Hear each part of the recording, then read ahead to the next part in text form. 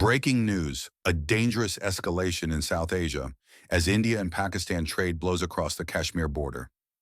In a rapidly intensifying crisis between two nuclear-armed nations, India and Pakistan are once again locked in a dangerously volatile standoff. The conflict, rooted in the long-disputed region of Kashmir, has entered a new and potentially more destructive phase. This latest flare-up, which includes the deployment of drones, artillery fire, and military airstrikes, has sent shockwaves across the region and around the globe.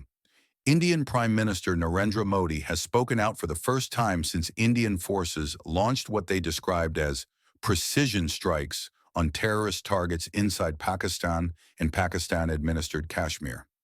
Modi called for, in his words, continued alertness and strong coordination. His comments came just as fresh reports emerged of shelling across the line of control, LOC, the de facto border that slices through the contested region of Kashmir. The situation escalated sharply when Pakistan claimed it had shot down more than 24 drones launched from Indian territory.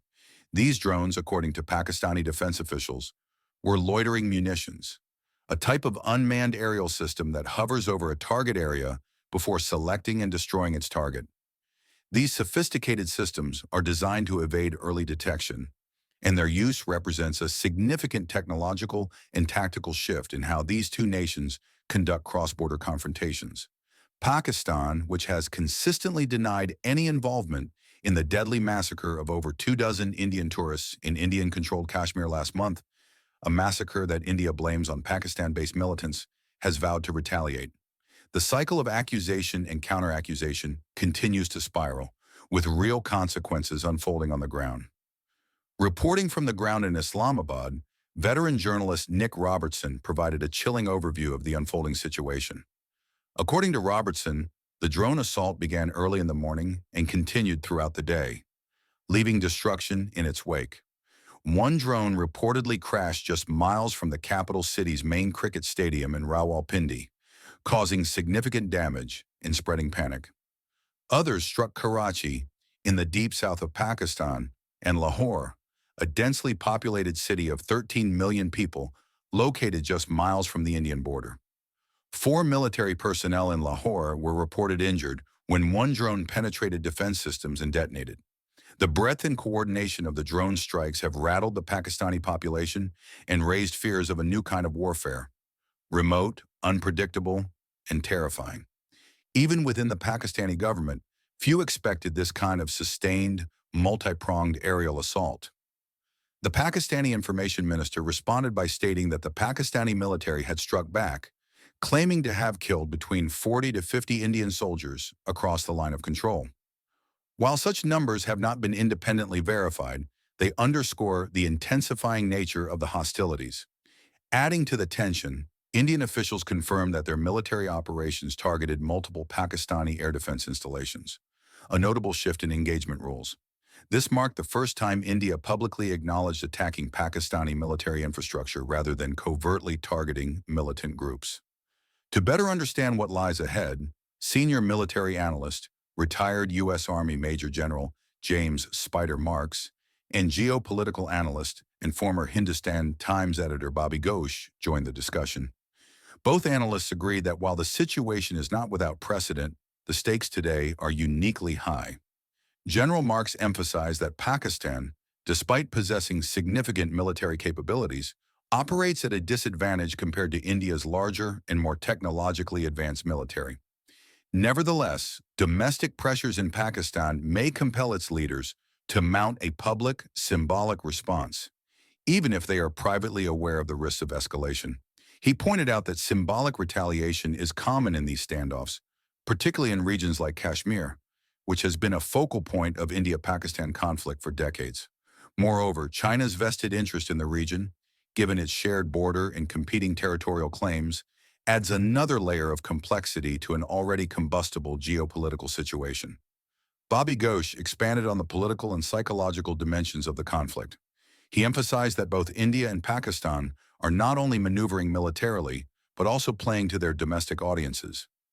Each government needs to convince its citizens that their nation has emerged stronger or more honorable from the clash. We've seen this movie before, Ngosh said, referencing the 2019 standoff in which India conducted airstrikes in Pakistan following a terrorist attack in Pulwama. In that instance, Pakistan captured an Indian pilot after downing his plane, but released him shortly afterward, a move intended to signal magnanimity and restraint.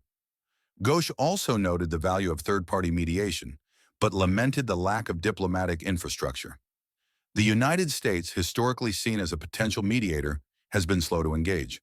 Former President Donald Trump's initial passive response, "I hope they sort it out," was seen as uncharacteristically hands-off, especially given his usual preference for personal intervention.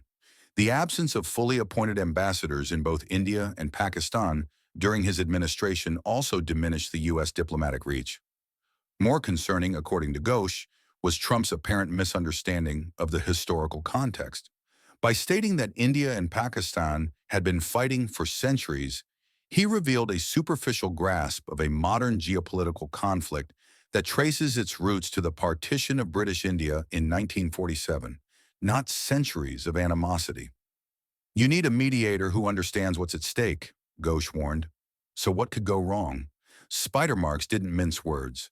Both nations are nuclear armed. That's the primary concern.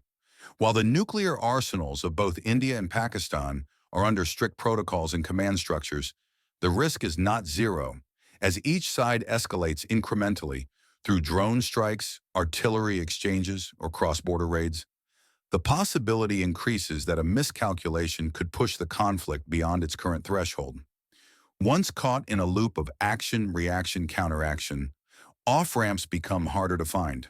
And unlike the kabuki theater of past skirmishes, which followed a recognizable script of provocation, retaliation, and retreat, this conflict feels different. The scale, speed, and sophistication of the operations suggests that both nations are inching further into uncharted and potentially irreversible territory. This is not to say that all is lost. Both India and Pakistan have seasoned diplomatic and military leadership, and both understand the catastrophic consequences of letting a limited conflict spiral into full-blown war. But each round of fighting adds a layer of resentment, widens the rift, and makes future peace more elusive. The central issue remains Kashmir, a land of breathtaking beauty and enduring bitterness.